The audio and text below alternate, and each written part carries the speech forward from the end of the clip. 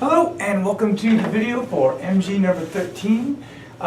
This one is a pretty simple one with an ugly looking formula, possibly. So let's get started. Find the value of the missing side.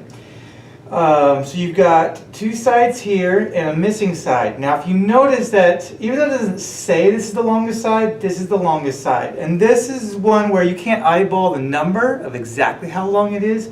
You can eyeball that it is the longest side. It is also known as the hypotenuse. You don't need to know that term for this problem, but this here hypotenuse here is the longest side. That's going to be important for figuring out how to use this formula to find this missing side, or any missing side for that matter. So a squared plus b squared equals c squared. The a, b, and c each correspond to a side, but it's important which side gets what letter. So we're going to label the three sides with three letters. Side A, B, and side C. C has to be the longest, the hypotenuse. It just has to be. A and B can be whatever you like of the remaining sides. You can do A, B like I did. You can do A, B the opposite way. As long as C is here. If C is not this hypotenuse, this longest side, the formula will not work. Then you just plug in and solve. So we've got A, we assign A to the 3. So 3 squared plus B squared. B is 4. So 4 squared equals we don't know squared.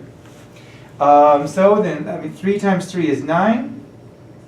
4 times 4 is 16. Equals, again, we don't know squared. So we're going to add those up and we get 25 equals c squared. Now on the test 25 will be an answer. It will be wrong. You have to get, remember, if you're trying to solve for x, c, whatever letter, you can't have any exponents or negative symbols or anything left behind. It has to be just plain positive letter.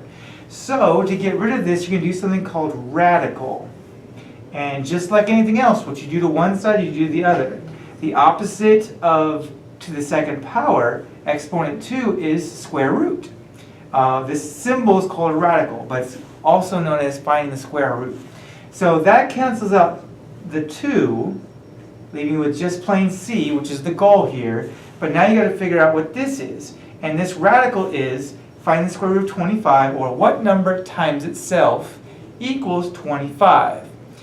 If there is such a number. In this case there is. 5 times 5 is 25, so the square root of 25 is 5, and that's our missing side.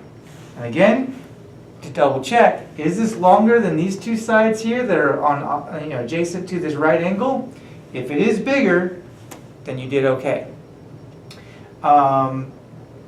If you have an example, a problem where the radical over a number doesn't have a perfect square, and again, you can always look for perfect squares up to 12 on your multiplication chart, looking right down the diagonal from the top left to the bottom right.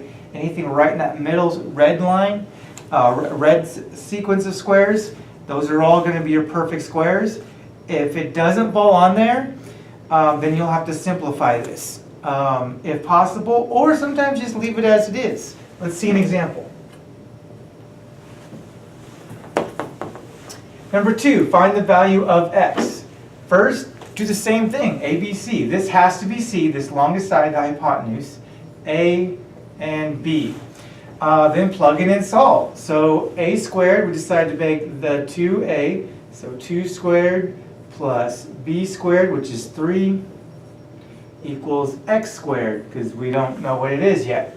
2 times 2 is 4. Plus 3 times 3 is 9, equals x squared. Still don't know what it is. Add these up and we get 13 equals x squared. How do we finish it off? We do radical, radical. That cancels out the 2, the 2 exponent. And 13, you won't find it on your multiplication chart because it's a prime number. There are no two numbers that divide into it.